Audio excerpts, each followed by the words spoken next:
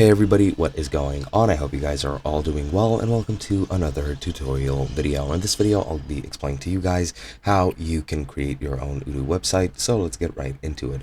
Now, once you're creating your Odoo account, you're going to need to select the modules or the apps which you're going to use to create your website. And of course, the website module is what you're going to need for that. If you didn't set it up while setting up your account, you can easily go to apps and search for it. If you have a free account like me, pretty sure you have a maximum of 8 apps or modules which you can have at any one point of time. As you can see, I already have website added, so you can just search for it here if you don't. But yeah, once you're done with that, just go into website, and as you can see here, you have your main menu. Now, as you can see, this is your homepage. You can click edit in the top right to start editing the site. You can click here to go to the site and browse it through the homepage, the menu editor. You can edit what you want to be shown in the menu right over here.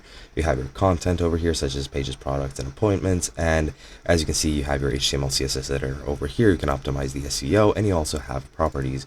You also have e-commerce tools, such as orders, unpaid orders, abandoned carts, etc., reporting, configuration, whatever you need.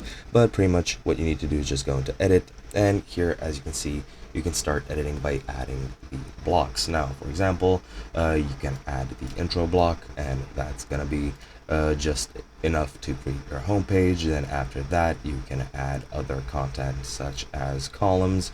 For example, right over here, if you've ever worked with any block-based website builder such as Squarespace or WordPress or anything of the sort, it's going to be very familiar to you, and you just need to add the blocks and the content which you want. And then once you're done with that, all you need to do is click save in the top right. And as you can see, you can optimize it for SEO. In this case, it's because the page title is not set, so it's asking me to set it. But pretty much that's all you're going to need to do. It's really as simple as that. And you can start editing your website however you would like. Hope you guys enjoyed, and I'll be seeing you guys in another video.